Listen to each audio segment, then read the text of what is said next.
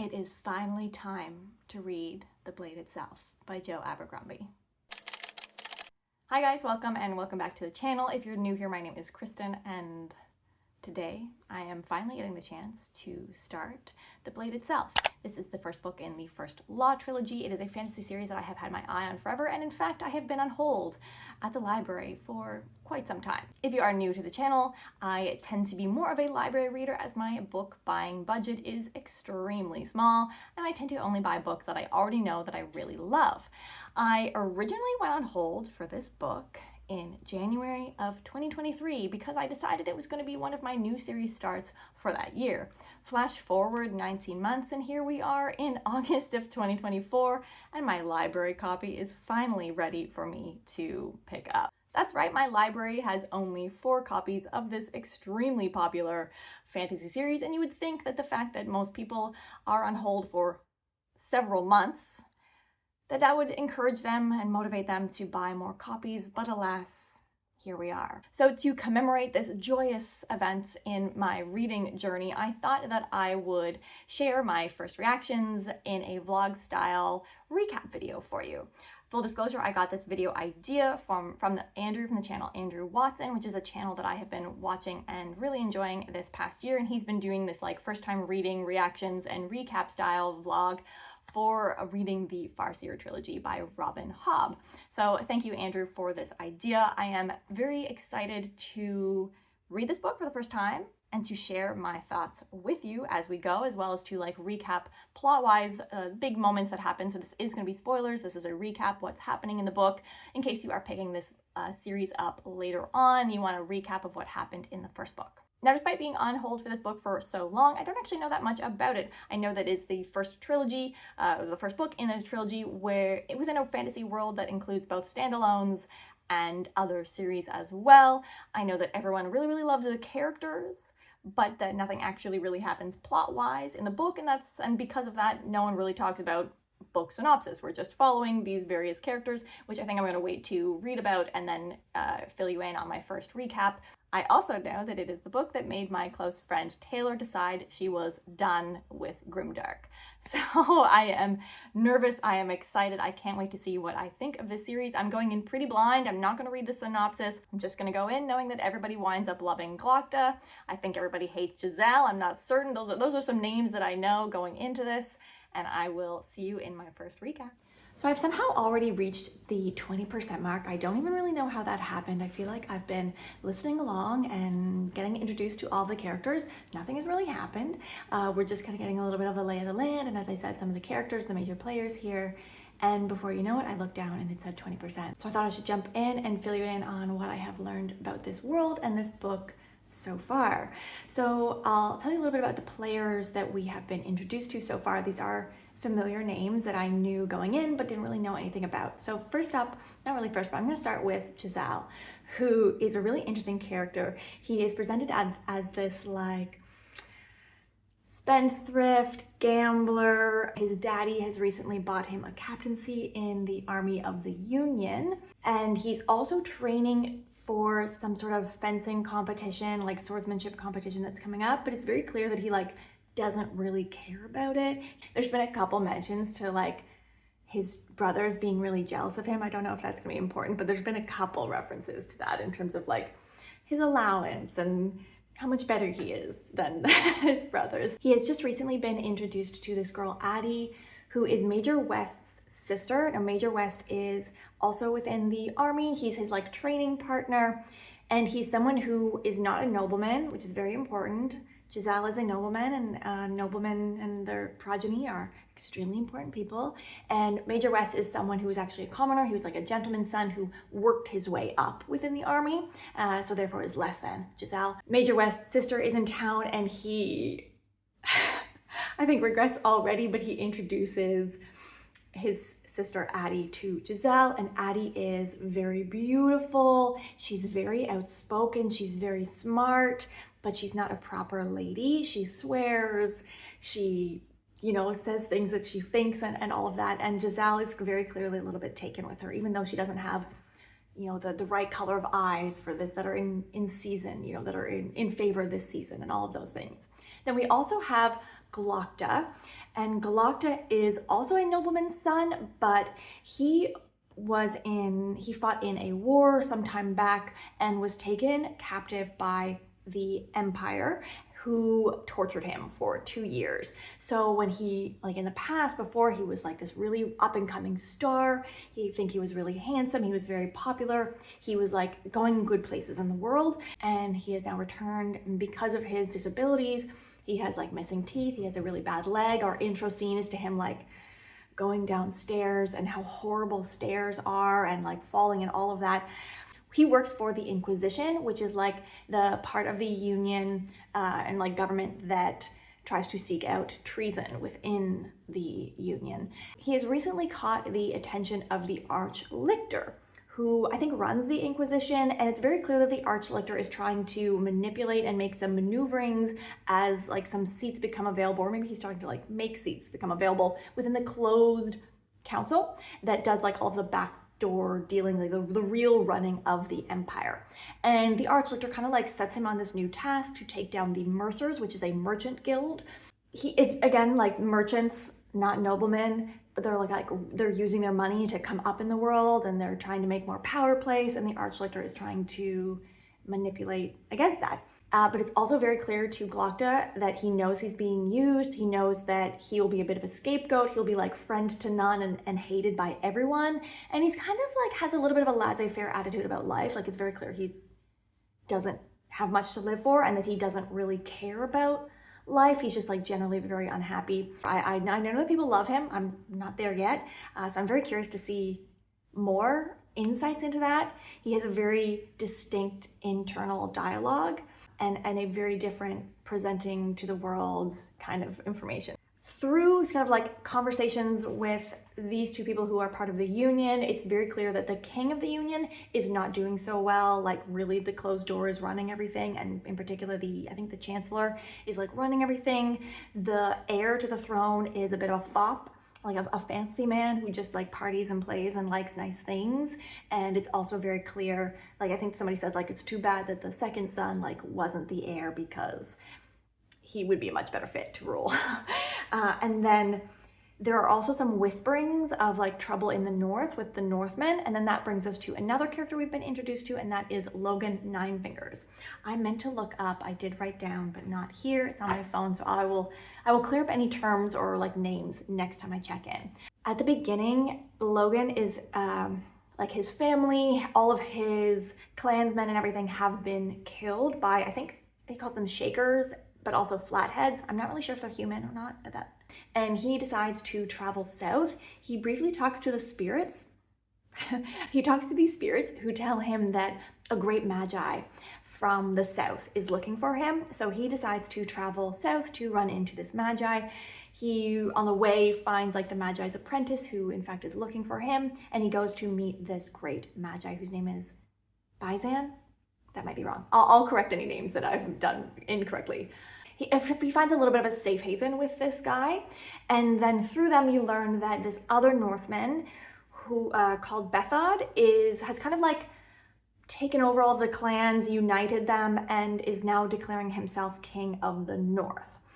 And Logan has some sort of history with Bethod.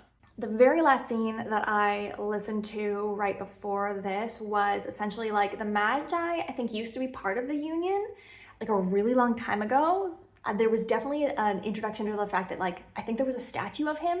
So I'm not sure how long he's been away, but there was like, this final scene is through Major West's perspective, and he's like watching this council thing happen where some guy comes to announce that the great Magi Bizel, or whatever his name is now going to be returning. Everyone kind of thinks it's a bit of a joke because it's been, I think, 100 years, if not more, like maybe hundreds of years since this Magi disappeared. But something happens in the scene that makes it clear that he really is coming. Like, I think he had like paperwork that it really is him, and the guy in charge like kind of like hush hush hush, like, and that's where we have it. And so again, we get Major West's perspective for that. I'm not sure if Major West is going to be a perspective character ongoing. That felt like a lot to tell you, but actually it doesn't really feel like much has happened. We've just really been like introduced to these characters and a little bit of the world. The writing is so good though, like the construction of the sentences, everything I don't know, just like the writing, the scenes, the way that he phrases things is so good. And the audio narrator is also doing such an amazing job. Really, really enjoying like that element of the storytelling. But this brings me to a very, I think, classically bookish conundrum, which is that I have always pronounced this word as if it rhymes with this other word. Not a word that you say in your everyday. In fact, I don't think I've ever said it or heard it said out loud, but I read it all the time. It's a classic term I feel like fantasy authors use to describe like cranky old people, you know, and how they appear. But again, I've always said it as if it rhymes with sour, right? Like dour, or like said it in my head. This narrator is saying it like it rhymes with this a little bit. Dur. It's come up a couple times already, and now I'm just curious. How are you pronouncing this word in your head? Does anyone know the correct way? Is this just an accent thing? Is it the narrator and I are from different places in the world and are saying this differently because of that? Or is this a classic, I've been saying it wrong in my head all the time because it's a book word and not an everyday word? Weigh in. Let me know. I'm about 40% of the way into the book. We're just like 2 scenes into the start of part 2. So I thought I should get on, update you on what further information we have about the world at this point.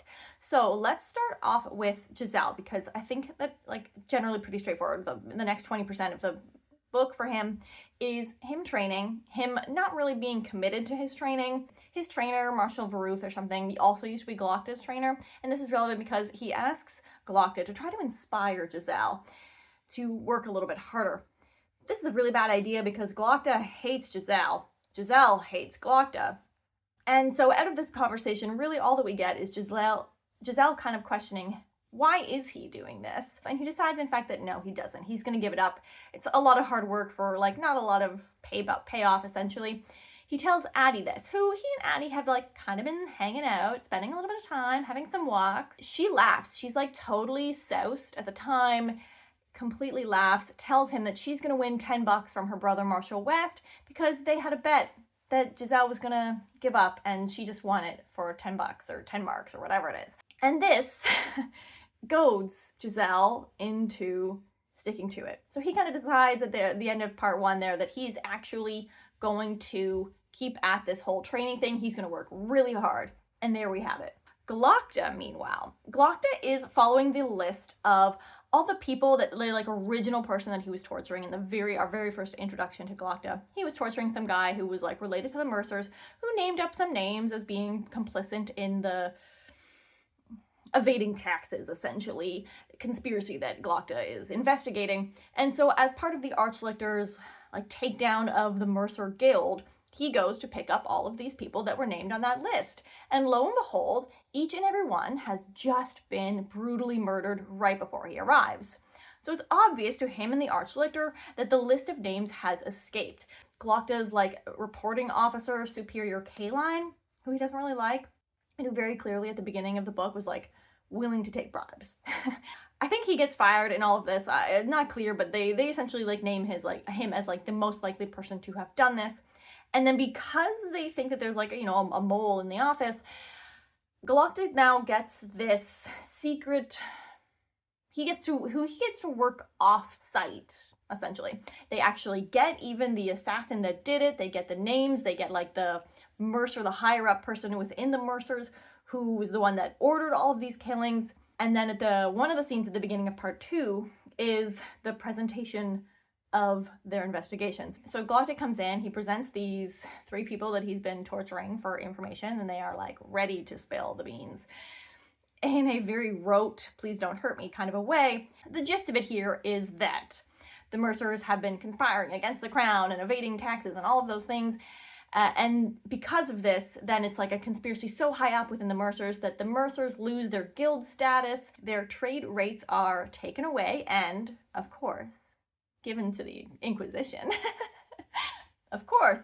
And Glokta is given like a writ of permission or whatever, like an arrest warrant, essentially. He's given this like arrest warrant to go and take down the leader, I think, like they're like a magister of this Mercer's Guild. And the very last scene that we get is him trying to arrest this person who's like this old man. He's, you know, got something tied around his neck. He's like hanging out in his windowsill and tells them this was just tax evasion. All of our money went to the banks. The banks loaned us all of this money. They own everything. This isn't the real conspiracy. We were just evading taxes. It was nothing, like it was just money. But the real treason is like, look within the Inquisition, the universities, the closed councils, and the banks. Like he names these things, but he very clearly does not want to be tortured to give up more information. And alas, they do not get him before he jumps. But he has definitely piqued Glokta's curiosity. Meanwhile, in the north, we have met King Bethid. Finally, Prentice Quai and Logan and Baez agree to meet with Bethid, who has come to see him. He's brought his older son. He's brought this like witch lady who's from like the farthest far north. And Baez pretends to go along with Bethid's plan or whatever in order to get the information, which is that essentially he is going to declare war on the Union because the clans that were used to the infighting now have no one to fight because King Bethid has declared them all beneath him, and so he's giving them a fight to distract them so that they do not uprise against him. And Baez then, after getting this information, is like, "You fool, I would never work with you again," and he like uses magic to like get them out of the place. We do have a bit of a scene where Logan is like, lists off some bad things that he's done before. I'm actually genuinely surprised that people don't like Logan more in the series. I feel like I hear everybody talking about Glokta, who like, for me personally, it's just like, fine, I guess. But I really like Logan. I don't know why people don't like Logan as much, but it seems like he has done some stuff on behalf of Bethid. Regrets a lot of it, but like a little bit, yeah, definitely like has done some stuff. And he lists off like some pretty horrendous things that he has been responsible for, and you're like, oh, that's a little bit shocking. He used to be called, like, he's called Logan Nine Fingers, but I think he's also been called the Bloody Nine, and in the North, it's like a thing to be named. I think it's a little bit of like representation of like status or renown within the North. So I really like Logan in terms of like where we're at with our characters. I think Giselle is an interesting character to read from. I enjoy reading from characters like Giselle who are just so unaware of how selfish and like a little bit incompetent they are, like, and who have just like such this bloated opinion and belief of themselves. Like, I actually think that characters like that are really kind of funny and interesting to read from. This is reminding me of another character like this. Oh, Mondule. He reminds me of Mondule from Legends of the First Empire series. Definitely. So if you liked reading from Mondule's head, you will like reading from Giselle's head. Like, that's in my mind. Yeah, I find those characters really funny to read from. Not necessarily Glokta, who has this like internal snark, but then that he doesn't like present to the world. He's like very agreeable. Yes, of course. Yes, of course, Archlictor. Whatever. Like, he does everything proper. Inside, he's like, you sniveling piece of blank. And like, he's got internal snark, and he knows what is up. And that's not what he's given to the world. But I like when you can see how, like, just unaware certain characters are. I actually find that really enjoyable to read. We have also been introduced to a new character right at the start of part 2. So this character's name is Pharaoh, and she is an escaped slave, I think, from the Empire, which is south of the Union, and there were rumblings, which in a different meeting that I didn't tell you about because it seemed insignificant, there was like the ambassador from this like small little city-state, almost it's part of the Union, were like, oh, we need more funds to fix our walls because the Empire is like threatening us again. But the Empire is who they just had that war with like 10-ish years ago, and so like, no, you have money, we just defeated them, what are you talking about? But through Pharaoh's perspective, we can see that whoever was the emperor at that time is no longer, and the Empire has been taken over by the son, who is, what's the right word? Planning things, it seems. Like, it seems like he is got some plans, and he is not so great of a guy. Pharaoh is an escaped slave from the Empire, and she's kind of on the hunt. She's existing in this place called the Badlands, and at the beginning of it, she's like, the soldiers are like trying to get her, and she is saved by this, what seems like a magi, whose name is Yulwei. And he kind of convinces her, she doesn't really have a choice, but he convinces her like the only way that she's going to escape, because there's so many people after her, so many soldiers after her, including eaters. Seems magical. Including eaters. There's no way she's going to escape unless she goes with him. He uses magic to help her escape, and she goes with him. So we've been introduced to Pharaoh and Yulwei. Yulwei, perhaps a buddy of Biaz's. We shall see. So that is where I'm at.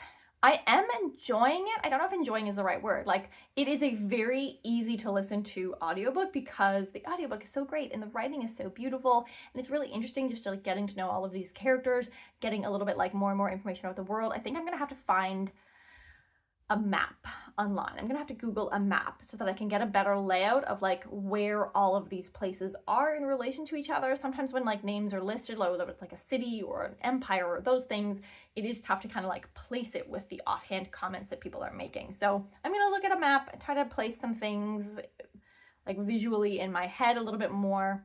And yeah, like I'm definitely willing to continue. By no means am I disliking this. I'm also just not like in love. So I'm really curious about like the generally overwhelming love for this series. Very, very curious. Some stuff has happened. A little bit of a big jump here. We're doing an 80% check-in. So things got away from me a little bit. I plan to stop at 75. It's only an extra 5%, but it feels like so much has happened since I last checked in. First things first, let's start with some new additions to the scene in terms of perspectives. We find out that Logan's old people, like his old crew, let's say, who at the very, very beginning, the first scene, for some reason, he thinks all of his crew are dead. And then we find out that they are in fact alive. I feel like this happened like right after I checked in the last time. There are 6 of them, to the best of my understanding, an accent on an audiobook of weird names. Their names are Dogman, 3 Trees, Black Dow, Tal Duro, could be wrong about that one, Harding Grim, again, I think. And the 6th one is either Forley or Foley. Accent thing, not sure. And so I'm just gonna like sum up their information because we don't get that many scenes of them, but we get some important information about the North. So these guys are still alive. They survived the like attack with the Shanker that Logan was like escaping from at the very beginning. They saw him fall over the cliff. They think that he's dead. So they think they're like clan leader, sort of like the person that told them what to do. They think he's dead. So they like him and Han the first scene about like who's in charge and all of that stuff. And they decide that they are going to go south. And they come across a poor family home that has been burned to the ground. And the people hung, and they find the people who did this around the corner, and they are in fact Northmen. And through like talking with them and killing them all, we discover that they are tax collectors for King Bethad, who is now asking for taxes. And this is a very new concept, it seems, to the North, because they're like, Dogman, whose perspective it is that we're getting, Dogman is like, I'm not certain that I know what this word is. And if it's like the general, I guess, rule for the tax was, if they didn't pay the taxes, the tax collectors could do whatever they wanted with them. And this is where it starts to get a little bit, where it started to feel a little bit more grim, in that one of the people that is with them is a 15-year-old boy who like wanted to go south to fight. We'll get there. They believe him that he didn't want to kill all of the people in the house, but because they don't want information getting back to Bethad, they have to kill him anyway. So it was sort of like, well, we can't let you live, but we feel bad about killing you, but this is the way that it is. So that was fairly distressing. But they also get information from these people that like essentially like all of the people that are still, or that at least they knew of who were still fighting against Bethad, have all either died or surrendered. So there's like no one else that is anti-Bethad in the North. So that leaves them a little bit more hopeless about what to do. So they in fact decide to go to see King Bethad, and Foley or Forley is the one that decides, he's like, you know what, I'm gonna be the one that talks to him because I'm like the weakest here. I'm not a good fighter. And so I'll be the less threatening, because I think this is a group that like didn't get along with Bethad in the past. So that's where we left off. Foley or Forley has like decided, or put himself forward as being the one who is going to talk to King Bethad.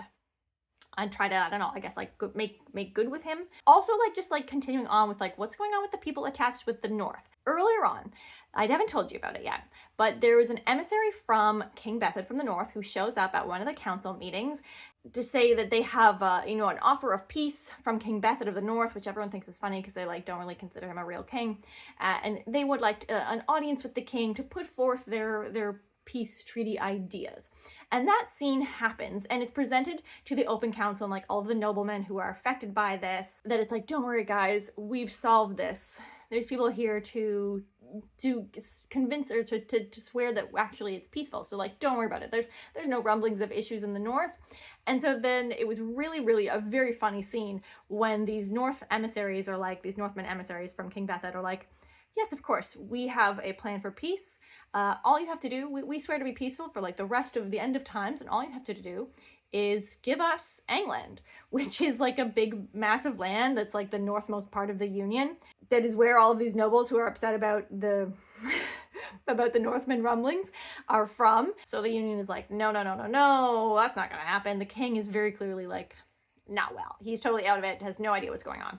So then they say, no worries, we still have a gift for you. And that gift is your lives, because we're obviously going to fight you for England, and rather than kill all of you, we will just kill one in a fight to the death with our champion Fenris the Feared that we have brought. So the gift is all of your lives, because we're going to give you the opportunity to just like to lose one person in this challenge, and then you're going to give us England. Like we'll fight England for you, but just one person. That's the gift. To which they of course also say no, and then the Northmen are like, okay, well, 3 signs, you'll see them, then there's going to be war. So that is the situation with the North. Then the Union is like obviously preparing for war with the North. They're starting to get more soldiers in. There's like definitely some rumblings about the soldiers not really being up to ship shape here. Major West is declared like the commander of this, what's that called when like a bunch of army people like go somewhere?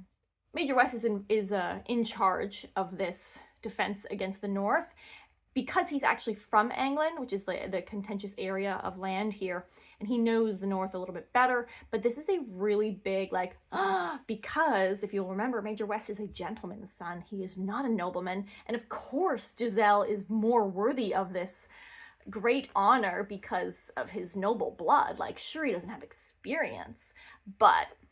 So anyway, that's definitely something at play here in this series. So Major West is in charge here. We're definitely getting some signs that the Union and just like, what's the word? Like paperwork, and how when things like aren't taken seriously by the people who are higher up, who make all the decisions, like aren't doing things seriously, then it's really hard to get anything done. And so you get a real impression that things with the Union are going to slow to a grind, like that they're not prepared for this situation with the North.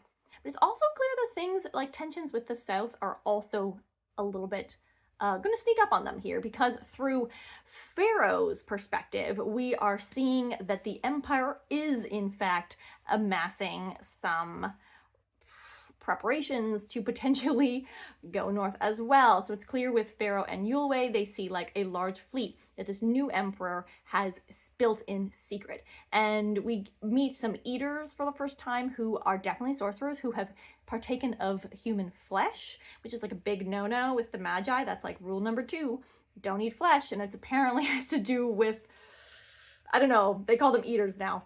And I think they like source their magic from somewhere bad. We learn through all of this that they were working for someone called the Prophet.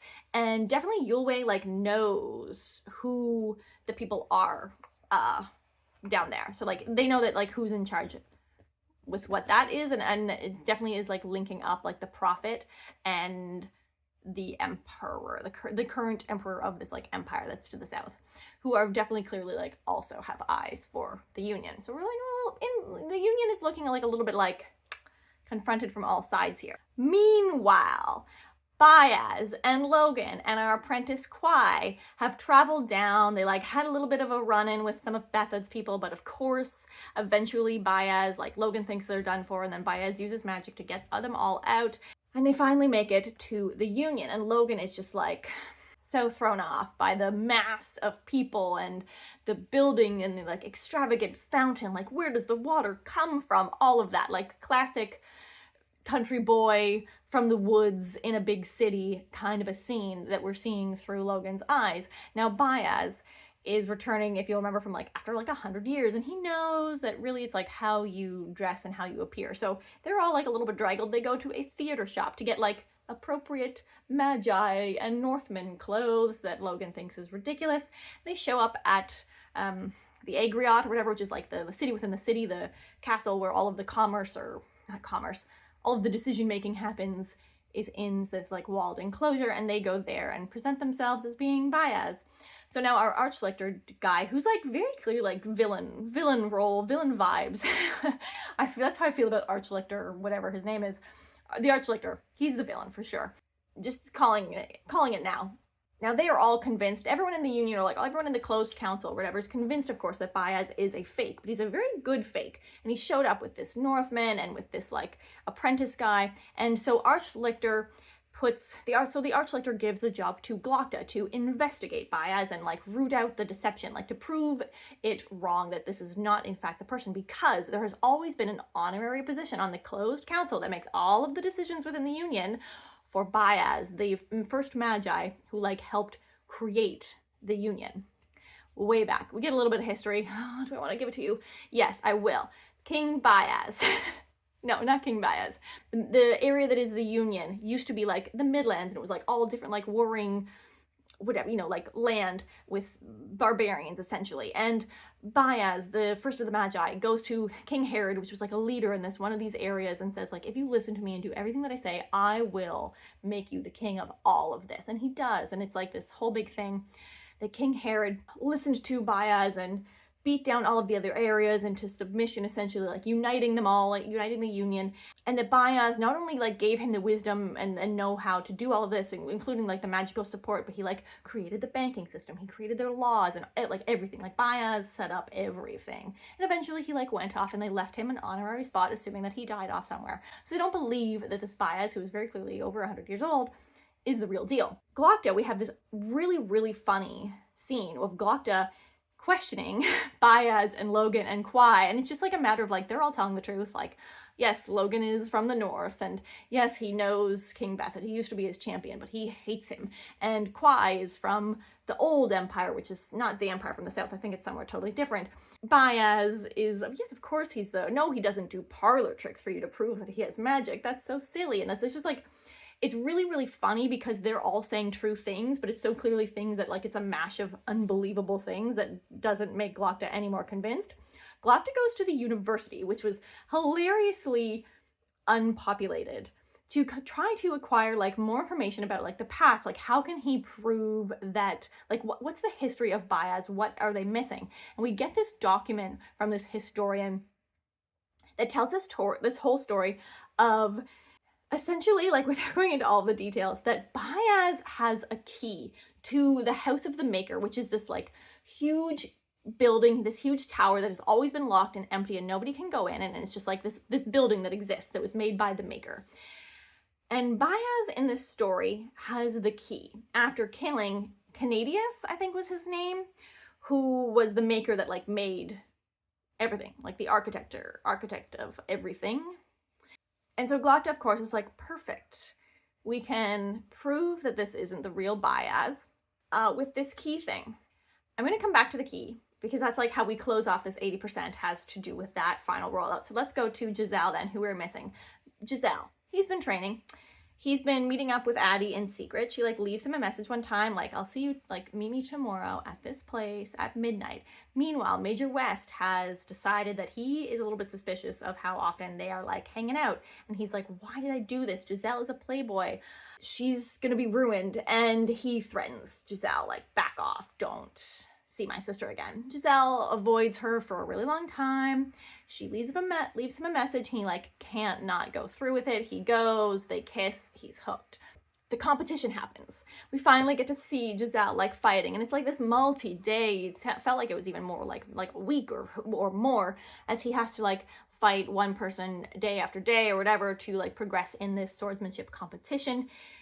We get to the very end, and he is up against the person that everybody knew that he was going to be up against, who I think is another person who's like not a nobleman's son, and who's like a big brute of a man who is quicker than he looks and stronger than he thinks, and has like this huge, like, he's not using like a tiny little rapier, although I don't think that they're using the words rapier, but he's using like a big heavy sword, and he has demolished everyone up until this point. Now, there have been signs that for whatever reason, Bayaz would like Giselle to win. When Giselle is fighting this guy, it's like clear right away. The other guy gets like 3 touches in really quick. I think it's like best to 5 or best to 7 or something. Maybe he gets 2 touches, you know, whatever. He's winning. Giselle is very clearly outmatched, like cannot compete with this guy's like strength and speed. And Bayaz starts to interfere with magic. So from Giselle's perspective, he like suddenly can do everything, and he like has no despair, and he's just like suddenly has all of the energy that he could possibly ever match, and he's making shots and moves and parries or whatever like so quickly, and the circumstances suddenly turn around. Glocta, meanwhile, who hates Giselle, of course, and like really like was betting on this other guy to win and wants this other guy to win, sees that Bayaz like is heavily like involved, like Glocta knows that somehow Bayaz is helping Giselle to cheat, but he doesn't know how, and he still suspects that Bayaz is a fake. So Giselle, through magical interference, wins this swordsmanship competition. They have this big long dinner where he gets to go, and he's like, really like, this is actually not as cool as I thought it would be. Nobody even cares about me here. What was all of this for? I just want to be hanging out with Addie tonight, because obviously that is happening. The Archlictor tries to put on this like play to try to prove that the fake Bayaz is fake. So they like add in the part about this key as a way to be like, like to prove that it's a fake. And Bayaz, in fact, pulls out a key and is like, yeah, I've got it right here. There was more back and forth before that, but that's the gist of it. And I think he like magics his chair away or something. So he chooses as like witnesses to show him using this key to open the house of the Maker, Logan, Giselle, and Glocta, who we have kind of assumed like were players for some reason, and here we are. They go into the house of the Maker, or like at the 80% mark, he puts the key in the door and it just like slips into the door. And we find out like right before that, like no one has entered, and people have like gone to try to like dig their way in and come back like terrified and never talked about it before. And Bayaz opens up the door, and that is where we are stopping here at this 80% mark. Cannot wait to see what happens, what is inside the house of the Maker. I am enjoying it quite a lot. I'm just kind of like, there's, again, it still feels like nothing is happening. However, I just like talked for however long about like what happened next. So like obviously stuff is happening, but it's not like checklist things. It's not like big ticket items. It's just like we're learning about the world. We're learning about the state of the union. That was a great turn of phrase for this union, where like things are not as well as they seem. So there we have it. I cannot wait to tell you what happens in the final 20%. I did it. I finished just in the nick of time. I forgot to mention in the last video, or my last check-in, that I had like 2 days to finish the remainder of the book. I was definitely starting to get nervous because it's like a decent, like you have to have like committed audio listening time in order to get that done.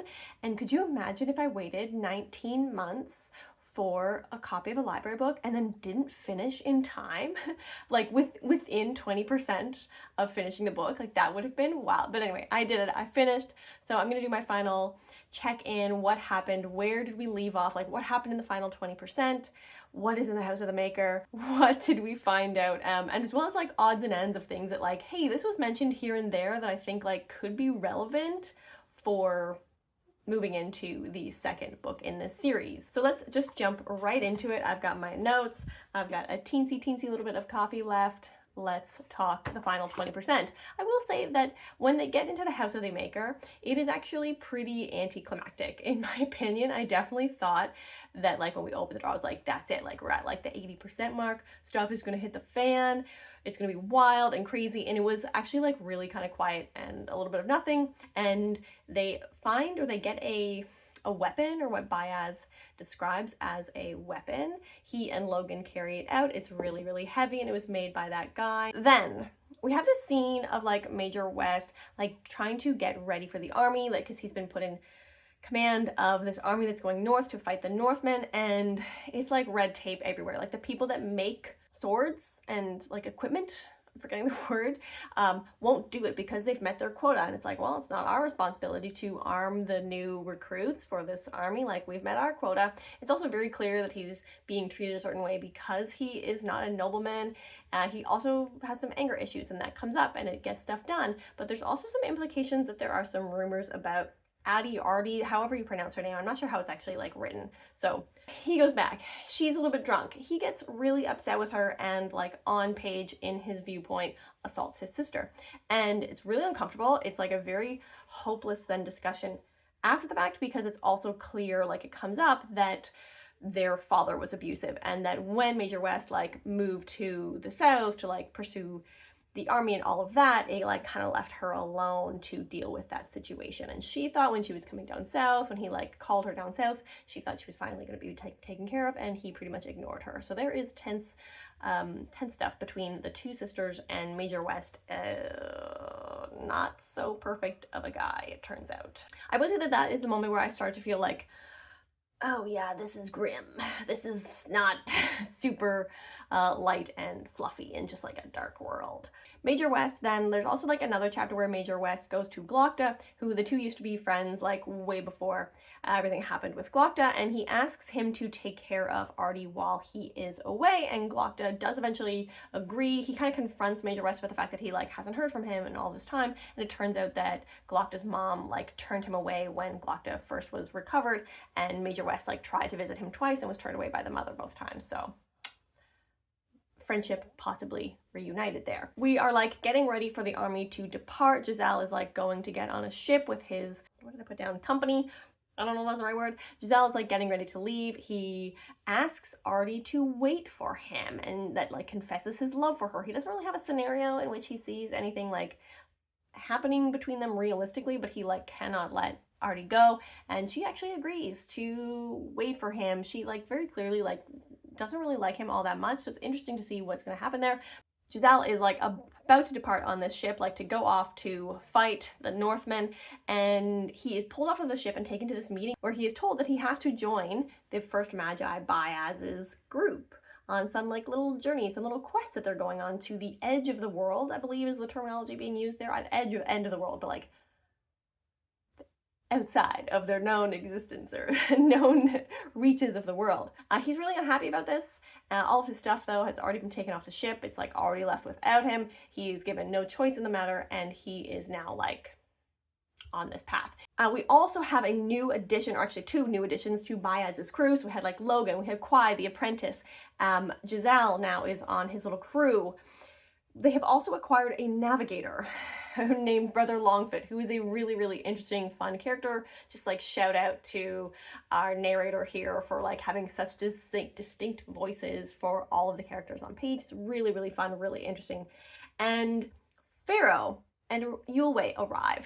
They like join into this little group, or Yulwei wants Pharaoh to join. She wants nothing to do with these guys. However, Baez is able to convince her to join him in his little fight because she wants vengeance on the Gurkish Empire, and he promises to take down, or to give her this vengeance by taking down the Prophet, who we've heard mentioned before, and he claims that the Prophet is the one like pulling the strings behind the Gurkish Empire. So if she helps him take down the Prophet, it will ultimately take down the Gurkish Empire, and she is on board with that. So she joins in, and Yulwei departs back down to the south.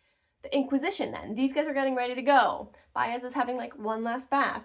Pharaoh is missing because she likes to run away, I guess. Anyway, Logan goes out for her, finds her trying to be arrested by the Inquisition, particularly the practicals that arrived with Superior Goyle. I don't know for certain if I introduced Superior Goyle earlier. Then Pharaoh and Logan get into this like huge long chase scene with like 20 plus practicals who are like chasing them all over the city while they try to escape and try to get back to Baez's rooms. And something clicks in Logan, and he's like, oh no. And suddenly he is taken over by the Bloody Nine.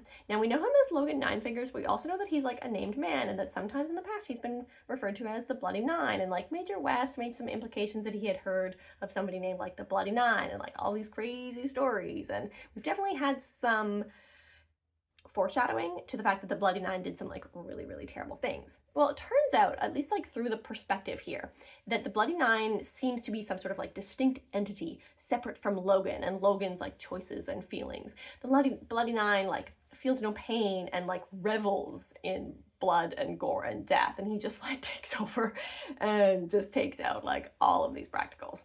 And so then Logan and Pharaoh are able to get away. So something is definitely going on there. Finally, like one of our very last scenes then is Archlictor Salt has called up Glokta. He then is told by Archlictor that things down south are heating up. The superior down in, I wrote it down, Dagoska. The superior down in Dagoska has been reporting to him, but has gone AWOL.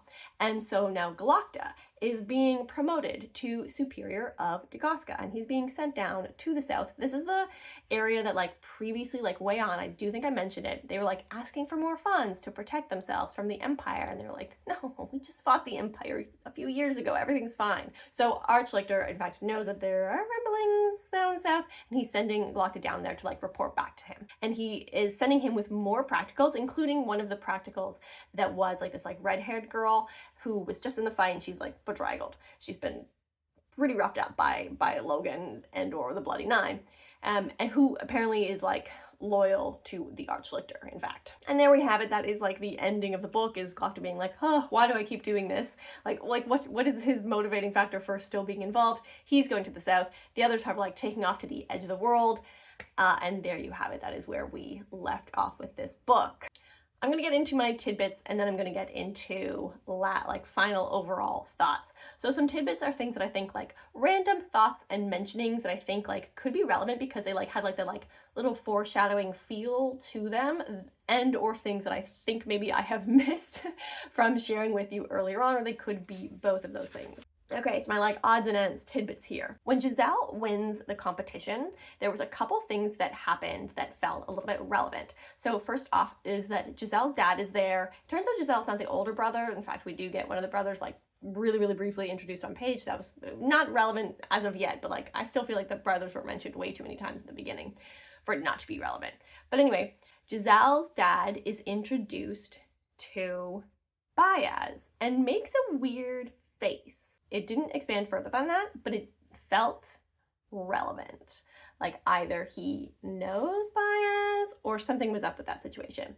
The other thing is that when Giselle is being introduced to the king is like not fully with it and mistakes Giselle for his youngest son, who, if you remember way back, is the one that people generally believe to be better suited to the ruling. And the king mistakes Giselle for this son and in fact agrees with that pretty loudly in front of not all the crowds, obviously, but like the movers and shakers who are all present, including his two sons, the crown prince and then this other son. He like says like, oh, you have to help the crown prince, like your brother so-and-so, when he overtakes the throne, like he's just not cut out for it. You're much the better choice. You're the better, like he like fully says all of this, and it's really uncomfortable. Giselle, of course, makes it all about himself, but it's very clear that it's uncomfortable to everyone around him that the king like acknowledges that the second son is like the better choice. The crown prince has recently been betrothed to like a daughter of a duke of one of like the places that make up the union, and she's also present for this, and it's also very clear in like other scenes that she is not into the crown prince at all and thinks he's like a total idiot, which is generally the general consensus of the crown prince. Did I get everything there? Betrothed, duke, second son is better, yes. Also pertaining to Giselle is that there are like definitely a lot of implications from other soldiers who say things both in front of Giselle and also some things that have been said in and around Major West, that it feels like Artie perhaps is talking to other soldiers as well, or like other people in general. So that feels like it could be relevant to Giselle later on, as he appears to be smitten, but also very aware that she sees him for what he really is, and that for some reason makes him want to be better. So that was an interesting little tidbit for Giselle. It is very clear that Pharaoh and Logan and Giselle, for some reason, we're not sure why Giselle is needed, but oh, now I'm wondering if that ties into the dad. First time I thought that. Okay, possibly that has to do with the dad. But Pharaoh and Logan are obviously wanted by Baez to be part of this group. Pharaoh, it was revealed, is colorblind, and that was apparently like some like confirmatory thing for Baez. And when she overhears Yulwei and Baez talking, Baez makes some reference to her being able to contain the seed, which was a reference to something in that like old document that they found that it also mentioned like him having the key to the house of the maker. It mentioned that like after they took down that guy, he like looked for the seed but didn't find it. And so the seed is something, and for whatever reason that has to do with Pharaoh being colorblind, she can contain the seed, and that is important to Baez and will theoretically help him take down the prophet. The other thing that was like made clear that like was important for Logan as to why he is relevant to this little group is that he can talk to the spirits. So for whatever reason, those two things are important. Giselle perhaps has to do with something to do with the dad. So we'll maybe find out more information on that one. I even wrote down, why Giselle though? Whereas earlier up, it was like, something's going on with Baez and the dad. Love it. Also in relation to Pharaoh overhearing Baez and Yulwei having this like discussion before Yulwei goes back south, was them like talking about like the prophet. Definitely this person is someone that they like all used to know. And it also mentions that like they have made or whatever, like they had like 200 eaters. So if we think of like the people that like attacked Yulwei and Pharaoh as being like these really powerful sorcerers, there's a whole lot of them. Meanwhile, Baez has Kwai, who they do acknowledge is a promising apprentice. So good job, Kwai. I didn't talk about it, but Kwai kind of gets like the butt. He's always being scolded by Baez to like study better, study harder. The Shanka. I think I said shakers earlier on. Anyway, these are the people, they also refer to as flatheads. These are the things that Logan was fighting in the original sequence. We do find out that they were created by the person that like made the maker, the person that made the house of the maker who Baez killed. So they're not human. And then it also becomes clear that the people in the Union, like Giselle, and Giselle's the one that we learned this information from, but anyway, the people in the Union think that the Shankers are like boogeyman, like that they don't actually exist. And Logan is like, how could you think this? Like, they destroyed my whole family, blah, blah, blah, blah, blah. But it makes it very clear that the people, like the army of the Union, is going to be surprised. They're going to be getting some shocks, I think, when they go up north. They're also like maybe not fully armed. And then the very last odds and ends that I wrote down was that Justice Morovia, who was like one of the movers and shakers, I think he's on the closed council. He's like, holds an important office within this realm, and he's very clearly like teamed up with Baez against the Archlector. There was like, he's the one that calls Giselle off of his ship and forces him to go on this journey at the end. And it also like, there was like reference to him like having a knowing smile earlier on, something to do with Baez. So for whatever reason, Justice Morovia is like teamed up with Baez. And there we have it. Those are like all of my like last minute odds and ends thoughts, or all of my last minute tidbits that I think that I perhaps missed in sharing with you. Let me know if you think that I have like missed anything that's like really important. Obviously, I have not read the second book, so I don't know what is actually important yet, but that is my takeaway of like things that I think could be potentially relevant to plot, world building, surprises, reveals that are happening later on in the rest of this series. Overall, I really enjoyed this first book. I couldn't really explain why. Like, I think he just does such a good job of introducing these characters to you. While not a ton happened in the plot, I also feel like I spent a lot of time like telling you guys what has happened, what have we learned. So it wasn't like a dramatic amount of plot sequences. However, I do feel like this is an example of a first book in a series that is more about introducing the world and the characters to you than it is about stuff happening. And I'm okay with that kind of introduction to a series as long as I still have a good time, which I obviously did. I do really tend to be more of a character-driven reader, so I'm not surprised that this more character-driven book really did work for me, because I think the writing was really, really great in and around building very distinct, very individual characters with distinct viewpoints, different thoughts and views and feelings about the world. I think it did an amazing job of that, and it's and that is heightened even further by the astounding job that our narrator does for this. I don't think that it was as grim or dark as I was expecting. There was a couple things towards the end in that it got a little bit graphic with like the Bloody Nines takeover of Logan. It definitely felt like a lot heavy with the Major West Artie scene. I think that we're getting more and more, we're going to be seeing how the decision making of the noblemen and their like insistence on superiority without anything to back that up, and how that slows down decision making and progress and choices within like governance of the world is, I think we're going to see some results of that in the war with the North, and who knows what's going to happen. The war with the South feels more like magically focused, I think. I can see that there are going to be some grim elements of the world, but this was not by any means like heavy and dark in the way that I was expecting. So overall, I really enjoyed this book. I hope this was a good and helpful recap for you. If it helped out, let me know down below. I'd love to hear again if you think that there was like anything like, without giving away what happens in book 2 or beyond. Write down like maybe like tidbits that you think like, I think this scene also was like really important, or if you like, don't forget to put spoilers in the comment and then like hit enter a couple times.